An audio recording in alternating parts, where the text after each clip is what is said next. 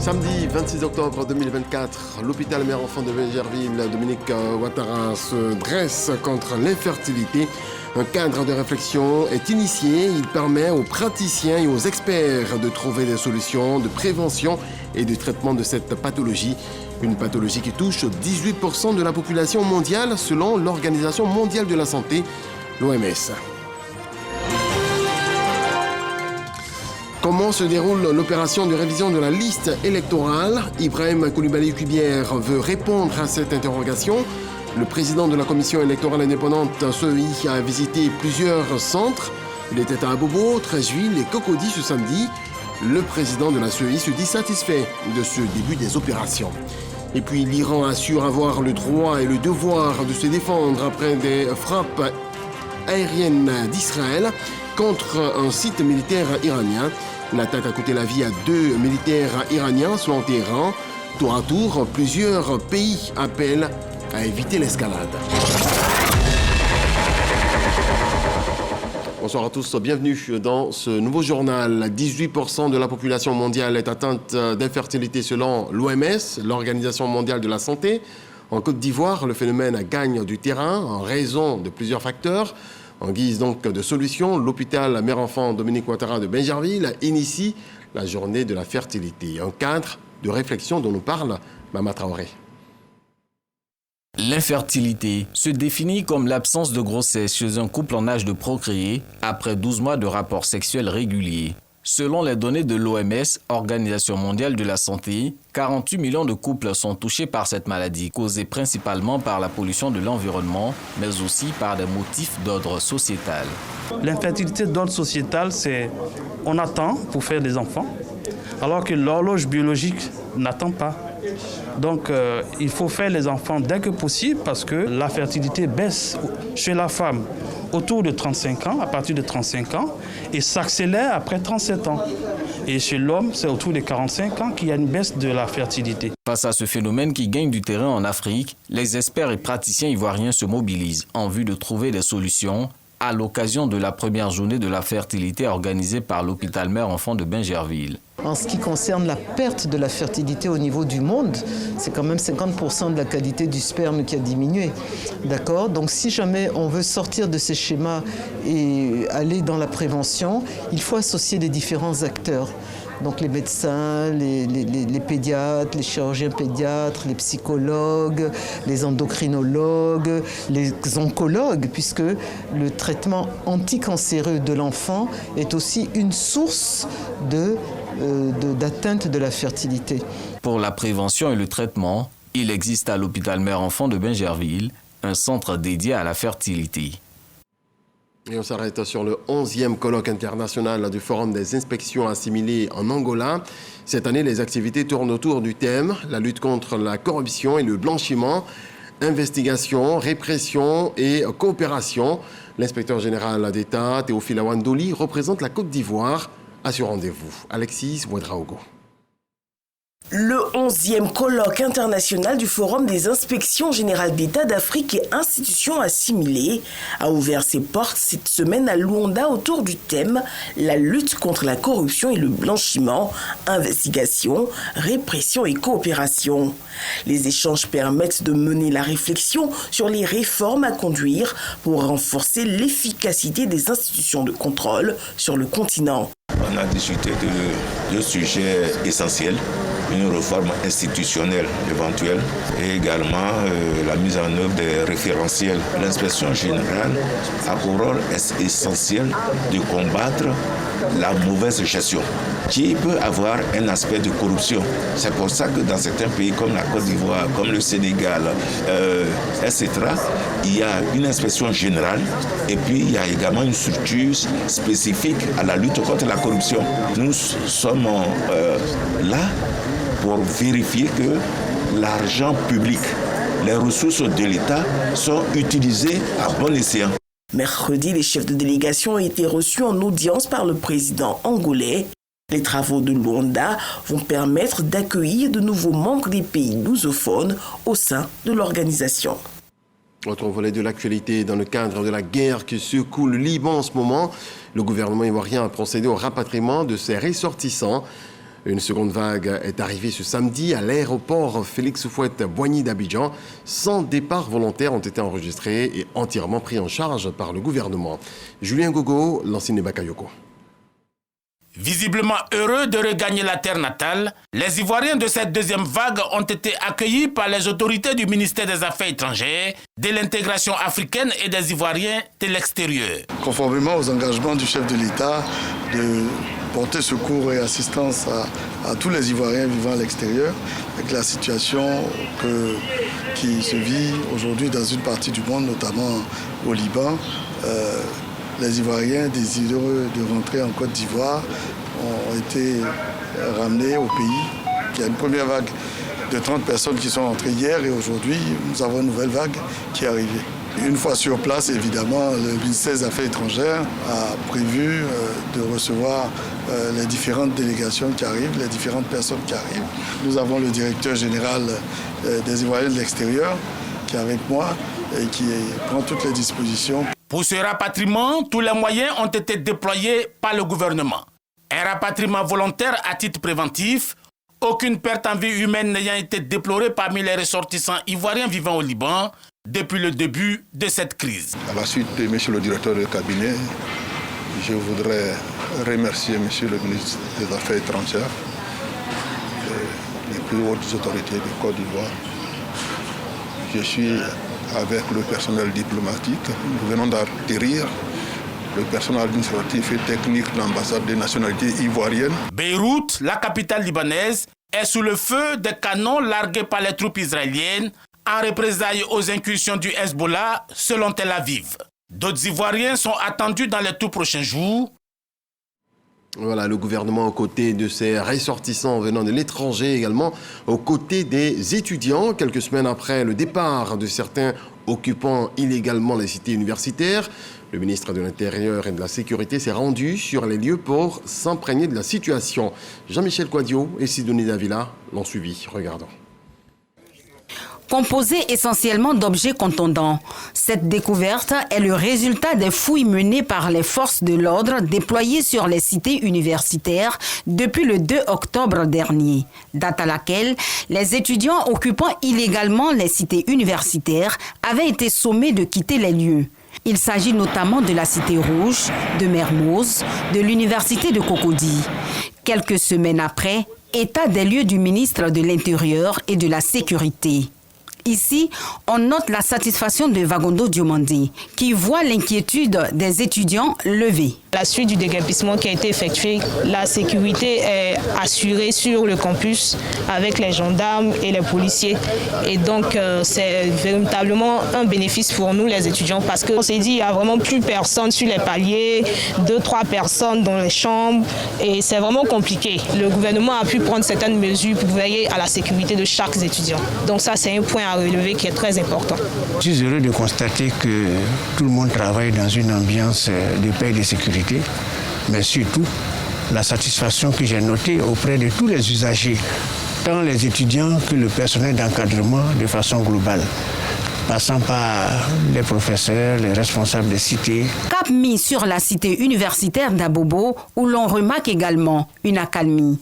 Malheureusement, nous avons quand même constaté, je dirais, de visu, les dégâts qui ont été commis par nos enfants. Un état de lieu qui va permettre de mieux orienter les actions à venir. Mais ça, c'est sur le compte du ministère de l'Enseignement supérieur qui nous a aussi autorisé à venir ce matin parce qu'il faut mettre chacun dans son compartiment de responsabilité. Selon le ministre de l'Intérieur et de la Sécurité, ce dispositif sécuritaire sera maintenu aussi longtemps que nécessaire. Une information qui rassure étudiants et personnel administratif. Présent en Côte d'Ivoire dans le secteur de l'exploration et la production d'hydrocarbures avec l'exploitation du plus grand champ pétrolier ivoirien, le champ Baleine, la société énergétique à ENI a annoncé à Abidjan la publication de son premier rapport local de développement durable pour la Côte d'Ivoire. Voici le résumé de Jean-Luc Bangou. Décarbonisation, contenu local, amélioration des conditions de vie des populations. Ce sont les principaux points saillants du premier rapport sur le développement durable que vient de publier la filiale ivoirienne du groupe pétrolier italien Eni. La société qui exploite actuellement le champ Baleine, le plus grand champ pétrolier jamais découvert en Côte d'Ivoire, entend contribuer à un avenir prospère et durable pour le pays. Ces documents ne racontent pas seulement nos réalisations.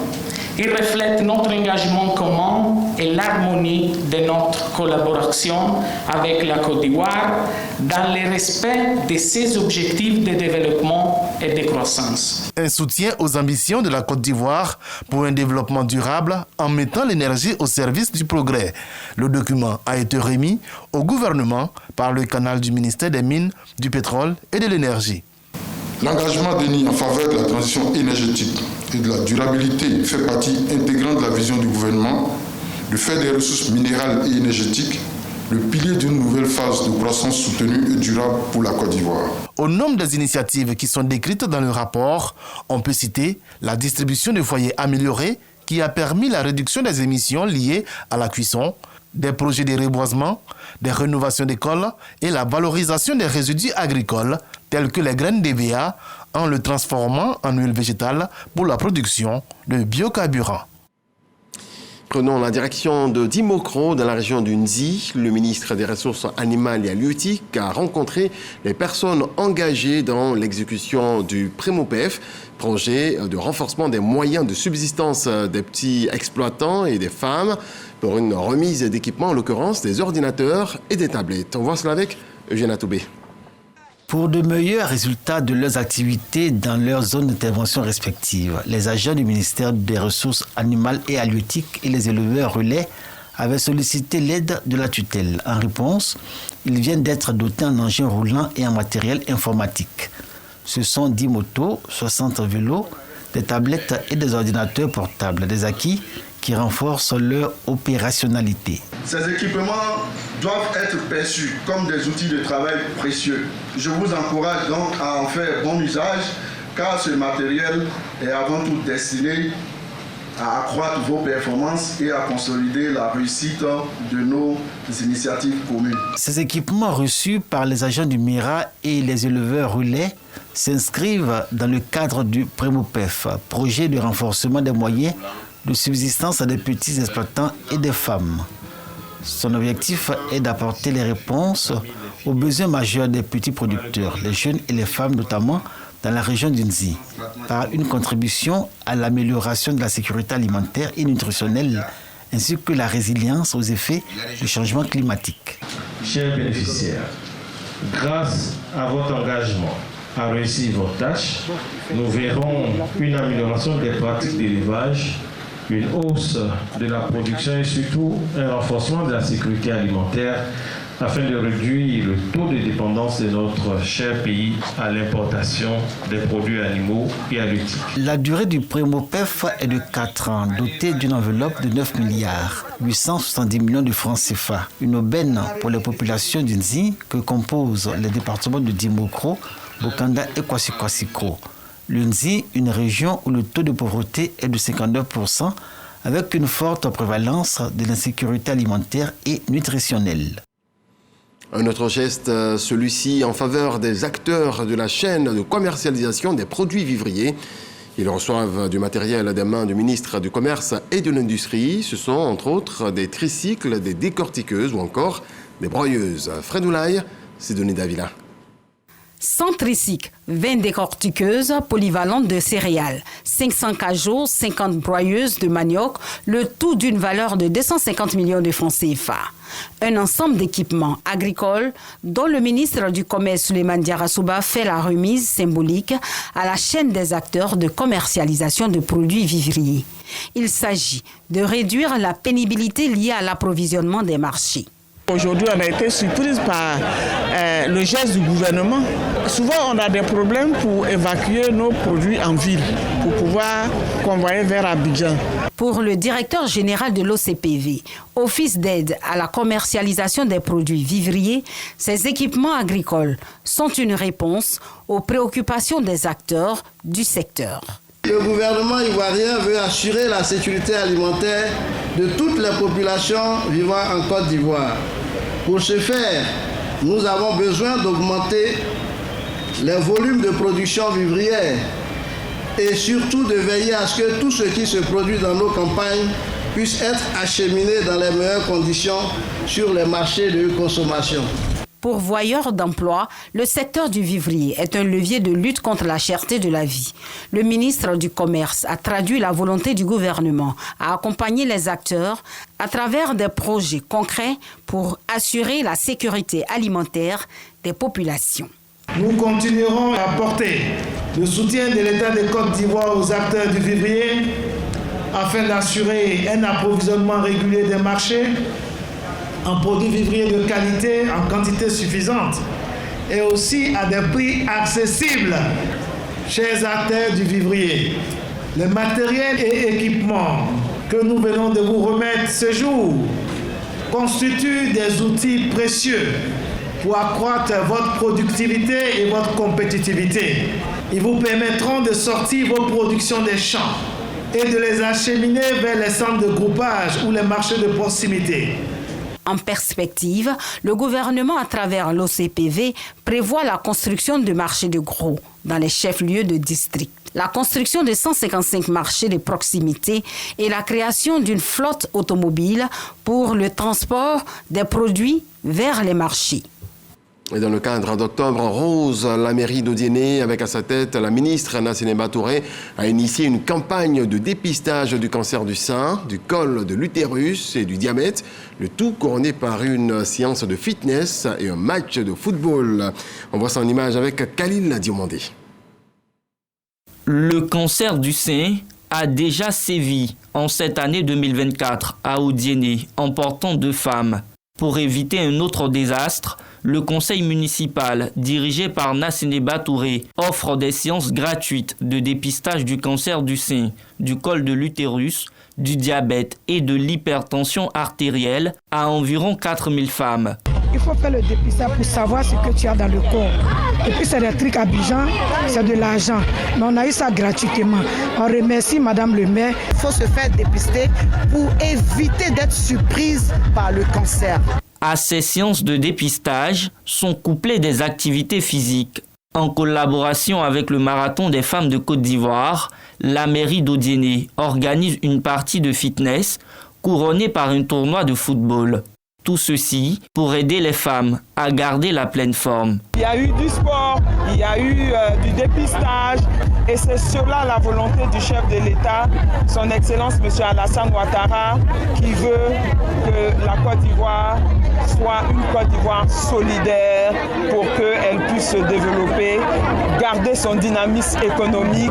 Dans un esprit de solidarité, Nassénéba Touré gratifie les femmes de présent et d'appui financier en vue de leur permettre de réaliser des activités génératrices de revenus. Ces dernières ont également eu droit à un concert avec la participation de Debordoli Kounfa. On en vient à l'opération de révision de la liste électorale. Je le dis en titre, le président de la commission électorale indépendante a visité plusieurs centres pour s'assurer du bon déroulement. Ibrahim Koulibaly-Kubière était à Abobo, Treichville et Cocody ce samedi. Le président de la CEI se dit satisfait de ce début des opérations. Sidonie Davila. Abobo. Au groupe scolaire Anador, l'affluence est encore timide aux alentours de 9h lorsque notre équipe arrive sur place. Les gens viennent un peu, il n'y a pas trop d'affluence, mais ça va. On m'a bien reçu, faire la photo et puis je me suis fait inscrire. Tranquille, c'est bon.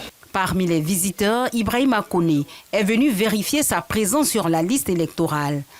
Elle vient de vérifier tout à l'heure, elle m'a dit qu'il n'y a pas de problème. Peu après son passage, de jeunes abobolais commencent à affluer pour s'inscrire. C'est ici, au groupe scolaire Anador, que le président de la CEI, accompagné du vice-président Kone Sourou, entame sa visite de terrain vers 10h. Quelles sont les difficultés que vous avez? Les difficultés, d'accord. Et ça se passe bien. La délégation poursuit sa tournée au groupe scolaire Wantui d'Abobo, où l'affluence reste faible. Quand les acquérants viennent, ils nous disent qu'ils n'ont pas la nouvelle pièce d'identité. Oui. On les demande s'ils ont les récépissés ou le certificat de nationalité, on peut les enrôler avec. Oui. Le cortège se dirige ensuite à Cocody. Au lycée Sainte-Marie, la fréquentation des bureaux d'enrôlement reste faible. Parmi les personnes présentes, on remarque une dame d'un certain âge, très patiente. J'étais venu, mais je n'avais pas ma carte. Nous, on oublie vite. Donc je me suis retourné aller prendre ma carte pour revenir. Je suis venu vérifier si mon nom est sur la liste. Parce que c'est ici que je vote d'habitude. Mais il faut que je sois sûr que je peux voter encore cette fois-ci. Collège moderne autoroute à Trècheville. Dernière étape de cette tournée. Ici, la mobilisation est plus importante que dans les centres précédents. Pour ce qui est de l'affluence, elle est moyenne. Mais généralement, selon ce que nos agents enrôleurs nous ont indiqué, c'est que les pétitionnaires ou les requérants viennent très souvent dans l'après-midi, et puis les dimanches, après le culte. Donc nous osons penser que l'affluence va monter, mais on ne peut pas se plaindre parce qu'il y a quand même du monde. Ne découragez pas les citoyens, venez vous inscrire. Il ne s'agit pas pour le moment de chercher qui on va voter, on cherche à d'abord avoir la qualité d'électeur pour voter qui on va voter. Après une semaine de démarrage de cette première phase de l'opération, de la révision de la liste électorale, le président et ses collaborateurs sont satisfaits. Nous avons eu 200 117 requérants qui ont visité l'ensemble de nos centres d'enrôlement. Et ceux qui sont venus sur les 200 000, nous avons 86 511 requérants, soit 43%, qui sont déjà des anciens électeurs qui sont venus mettre à jour leurs données personnelles. Et nous avons 113 000 nouvelles personnes qui se sont présentées pour la première fois pour s'inscrire sur la liste électorale, soit 56% des personnes qui ont visité les centres. L'enrôlement continue jusqu'au 10 novembre prochain. Les centres sont ouverts du mardi au dimanche de 8h à 17h. Et pour cette opération, les partis politiques se mobilisent. Maria Toukone, maire de Boundiali et coordonnatrice adjointe du RHDP pour la région de la Bagoué, a lancé un appel à une mobilisation massive. Elle a exhorté les responsables locaux de son parti à s'engager pleinement pour garantir l'inscription de tous les citoyens éligibles. Ami Sissoko nous en parle. Dans le cadre du processus de révision de la liste électorale, la ministre-maire de la commune de Boundiali, Maria Toukone, coordonnatrice adjointe du RHDP de la Bagoué, a appelé à une mobilisation massive des responsables locaux de son parti en insistant sur l'importance d'une large adhésion. Lors d'une rencontre à la maison du rassemblement siège régional du RHDP à Boundiali, elle a rappelé le potentiel électoral de sa commune qui est de 35 313 nouveaux électeurs, dont un peu plus de 15 000 primo-votants, ceux qui votent pour la première fois. On nous a assigné 6 986, nous avons 15 000, rien que l'inscription des 15 000 nouveaux majeurs, nous allons dépasser largement. Donc, le potentiel de 35 313, nous pouvons le faire. Et je compte sur chacun et chacune.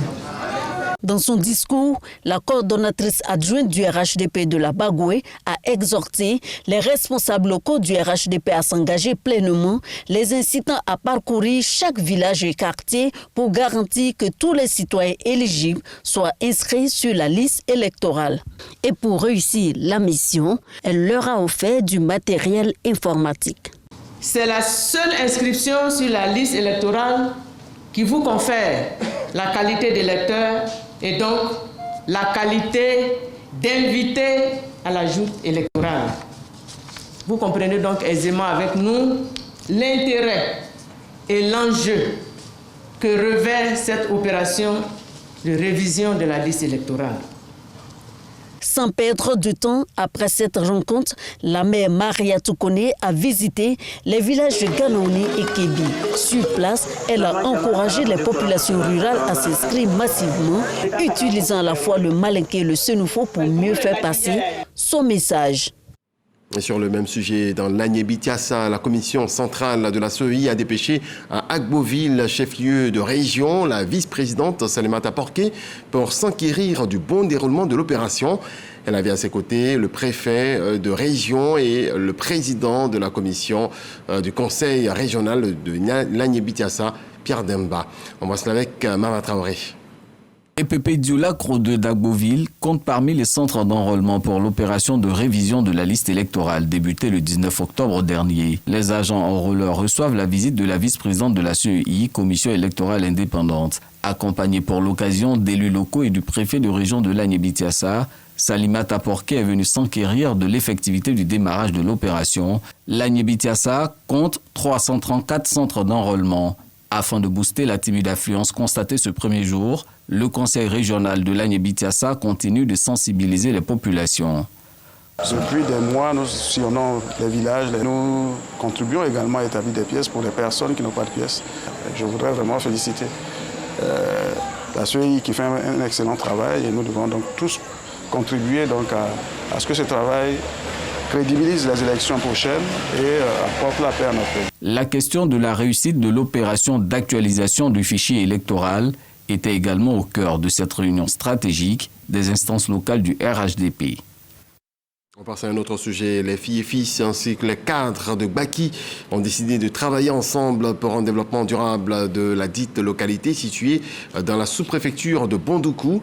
Réunis au sein d'une mutuelle, ils ont profité de la célébration de leur 12e chef de village pour témoigner leur gratitude au chef de l'État qui a insufflé l'amorce du développement de la localité. C'est ce que nous apprend Davis Oyo.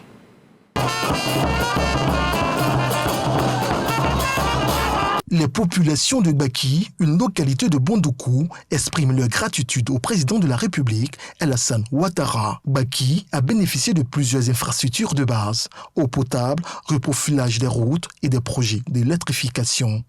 Les habitants réunis autour du 12e chef du village, Dabolo Kwasi Faustin Maraï II, parlent du développement de la localité.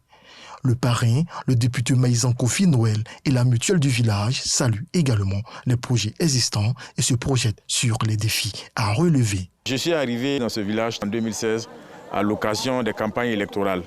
Un certain nombre de préoccupations concernant le développement du village m'ont été soumises. Et aujourd'hui, je dois dire, lorsqu'on fait le bilan, beaucoup de ces préoccupations-là ont été prises en compte. Mais cela a été possible grâce au magistère de son Excellence Alassane Ouattara. L'une des préoccupations majeures des populations, c'était l'électrification villageoise. Il y a les poteaux qui sont déjà installés, le piquetage qui est en train d'être fait.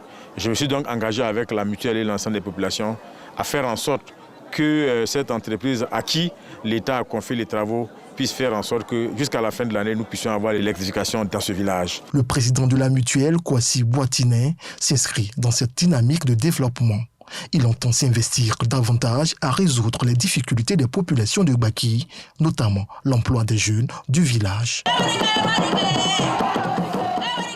On poursuit les portes de la culture avec le concours Miss Univers qui démarre le 14 novembre prochain avec les présélections à Mexico, la capitale mexicaine. La Côte d'Ivoire sera de la partie avec la Miss 2024, Marie-Emmanuelle Diamala. Elle tentera d'obtenir une place pour la finale prévue le 16 novembre prochain. Notre Miss sollicite le soutien de la nation pour ce défi qu'elle se prépare à relever. Sarah Timéné, Khalil l'a demandé. Après son sacre à Miss Côte d'Ivoire 2024, Marie-Emmanuelle Diamala rêve aujourd'hui plus grand. Le 16 novembre prochain à Mexico, la reine de la beauté ivoirienne, du haut de ses 20 ans, tentera de décrocher la couronne de la 73e édition du concours Miss Univers. Un nouveau challenge pour lequel le soutien de tous est souhaité. Je vais faire briller la Côte d'Ivoire à travers mon projet social qui est porté sur la mortalité maternelle et aussi sur les différentes tenues que je vais mettre qui ont été cousues par les designers de la Côte d'Ivoire qui m'accompagnent. Alors, chers Ivoiriens, votre Miss a besoin de vous. Elle a besoin de vous pour briller sur la scène internationale. Elle a besoin de vous pour représenter le pays avec fierté. Je ferai ma part et j'attends que vous fassiez aussi votre part. Pour un résultat appréciable de la candidate ivoirienne à cette compétition mondiale, il faut voter. Un lien est disponible sur la page Facebook Marie-Emmanuelle Diamala. C'est la nuit de ce dimanche à lundi que la Miss Côte d'Ivoire quittera Abidjan pour la capitale mexicaine. En prélude à l'Abissa se tient le Seydou, ou la retraite de l'Edongbolé, le tam-tam sacré. Une période consacrée au recueillement et au pardon mutuel entre les Nzima avant les activités publiques de l'Abissa. Des centaines de participants étaient présents pour ce moment particulier d'Nzima Kotoko de Côte d'Ivoire. David Soyo.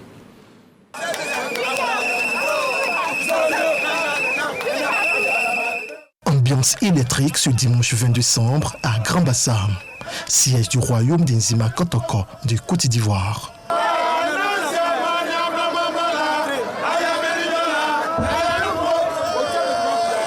Le tam-tam sacré d'Nzima, le Ndombole, fait son apparition à travers une procession pour la première fois depuis 1 an pour une retraite de 7 jours. Nous sommes dans le Siedou ou encore la retraite de Ndombole.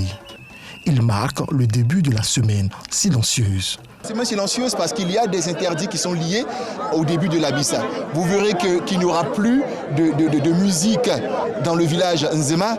Il n'y aura plus donc de funérailles en pays Nzema. Il y a tout un ensemble d'interdits qui font de la sacralité de l'Abissa. Tout commence en cette fin d'après-midi au domicile de l'un des Mvavile, famille dépositaire de l'Abissa. Pour respecter la coutume, les envoyés du roi issus des autres familles sont en pourparlers. Objectif, obtenir leur accord pour sortir le tam-tam sacré. L'accord obtenu, l'on passe au rituel avant les premières sonorités de l'Ndombole. Joie des habitués, curiosité des visiteurs et c'est parti pour l'Abissa 2024 avec le Siedou. D'effervescence, on attend ce tambour qui arrive et je crois que à partir de ce moment-là, il y a plein de choses qui vont se délier dans la semaine prochaine. On voit bien que c'est de la musique qui va très très loin et qui amène sans doute parfois jusqu'à la transe. Pour rappel, le Siedou ou la retraite de l'Ndombole se tient une semaine avant les manifestations publiques de l'Abissa. Il a été précédé la veille par les danses du patrimoine culturel en présence d'Aoulaye Amontanoé, roi d'Nzima Kotoko du Côte d'Ivoire. Dans le reste de l'actualité, en bref et en image, l'armée israélienne a mené ce samedi 26 octobre une série de bombardements contre des sites militaires en Iran en réponse à l'attaque du 1er octobre lancée par Téhéran à l'aide de 200 missiles balistiques. La population craint maintenant un engrenage entre les deux pays. L'Iran a durci le ton en affirmant qu'il avait le droit et le devoir de répondre à l'agression israélienne. Ce communiqué du ministère iranien des Affaires étrangères a été publié alors que dans la matinée, le ton était plutôt à la retenue. Merci à vous tous de votre attention. Très belle nuit. Dieu nous garde. Bonsoir.